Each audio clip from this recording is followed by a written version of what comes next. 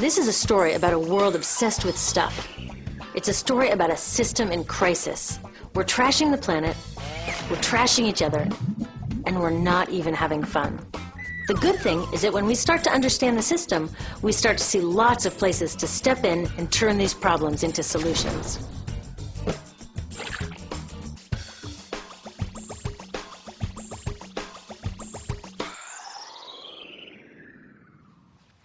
One of the problems with trying to use less stuff is that sometimes we feel like we really need it. What if you live in a city like, say, Cleveland, and you want a glass of water? Are you going to take your chances and get it from the city tap? Or should you reach for a bottle of water that comes from the pristine rainforest of Fiji? Well, Fiji brand water thought the answer to this question was obvious, so they built a whole ad campaign around it. It turned out to be one of the dumbest moves in advertising history. You see, the city of Cleveland didn't like being the butt of Fiji's jokes, so they did some tests, and guess what? These tests showed a glass of Fiji water is lower quality, it loses taste tests against Cleveland Tap, and costs thousands of times more. This story is typical of what happens when you test bottled water against tap water. Is it cleaner? Sometimes, sometimes not. In many ways, bottled water is less regulated than tap. Is it tastier? In taste tests across the country, people consistently choose tap over bottled water. These bottled water companies say they're just meeting consumer demand. But who would demand a less sustainable, less tasty, way more expensive product, especially when you can get for almost free in your kitchen? Bottled water costs about 2,000 times more than tap water. Can you imagine paying 2,000 times the price of anything else? How about a $10,000 sandwich? Yet people in the U.S. buy more than 500 million bottles of water every week. That is enough to circle the globe more than 5 times. How did this come to be? Well, it all goes back to how our materials economy works, and one of its key drivers, which is known as manufactured demand. If companies want to keep growing, they have to keep selling more and more stuff. In the 1970s, giant soft drink companies got worried as they saw their growth projections starting to level off. There's only so much soda a person can drink. Plus, it wouldn't be long before people began realizing soda is not that healthy and turned back to, gasp, drinking tap water. Well, the companies found their next big idea in a silly designer product that most people laughed off as a passing yuppie fad. Water is free, people said back then. What will they sell us next? Air? So how do you get people to buy this fringe product? Simple. You manufacture demand. How do you do that? Well, imagine you're in charge of a bottled water company. Since people aren't lining up to trade their hard-earned money for your unnecessary product, you make them feel scared and insecure if they don't have it. And that's exactly what the bottled water industry did. One of their first marketing tactics was to scare people about tap water with ads like Fiji's Cleveland campaign. When we're done, one top water executive said, tap water will be relegated to showers and washing dishes. Next, you hide the reality of your product behind images of pure fantasy. Have you ever noticed how bottled water tries to seduce us with pictures of mountain streams and pristine nature?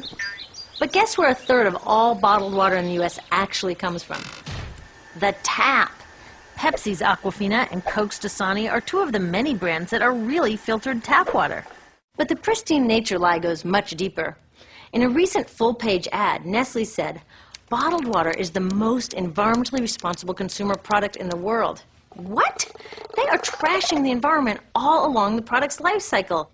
Exactly how is that environmentally responsible? The problems start here with extraction and production, where oil is used to make water bottles. Each year, making the plastic water bottles used in the U.S. takes enough oil and energy to fuel 1 million cars.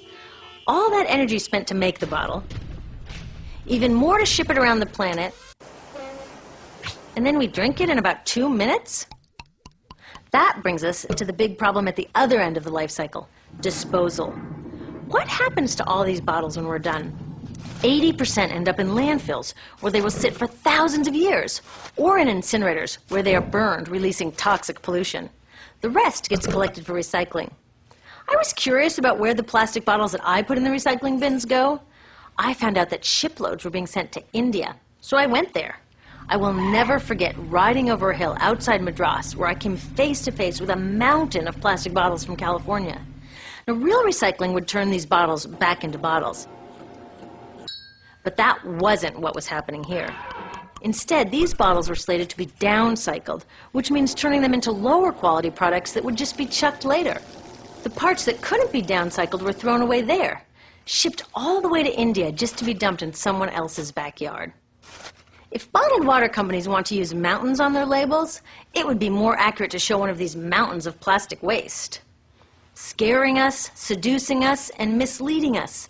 These strategies are all core parts of manufacturing demand. Once they've manufactured all this demand, creating a new multi-billion-dollar market, they defend it by beating out the competition. But in this case, the competition is our basic human right to clean, safe drinking water. Pepsi's vice chairman publicly said the biggest enemy is tap water. They want us to think it's dirty and bottled water is the best alternative. In many places, public water is polluted thanks to polluting industries like the plastic bottle industry. And these bottled water guys are all too happy to offer their expensive solutions, which keep us hooked on their products. It is time we took back the tap. That starts with making a personal commitment to not buy or drink bottled water unless the water in your community is truly unhealthy. Yes, it takes a bit of foresight to grab a reusable bottle on the way out, but I think we can handle it. Then take the next step. Join a campaign that's working for real solutions, like demanding investment in clean tap water for all. In the U.S., tap water is underfunded by $24 billion, partly because people believe drinking water only comes from a bottle. Around the world, 1 billion people don't have access to clean water right now. Yet cities all over are spending millions of dollars to deal with all the plastic bottles we throw out.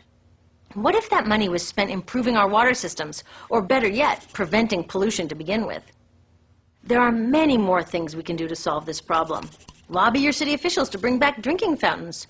Work to ban the purchase of bottled water by your school, your organization, or entire city. This is a huge opportunity for millions of people to wake up and protect our wallets, our health, and the planet. The good news is it's already started. Bottled water sales have begun to drop while business is booming for safe, refillable water bottles. Yay! Restaurants are proudly serving tap, and people are choosing to pocket the hundreds or thousands of dollars they would otherwise be wasting on bottled water. Carrying bottled water is on its way to being as cool as smoking while pregnant. We know better now. The bottled water industry is getting worried because the jig is up. We are not buying into their manufactured demand anymore. We will choose our own demands, thank you very much, and we're demanding clean, safe water for all.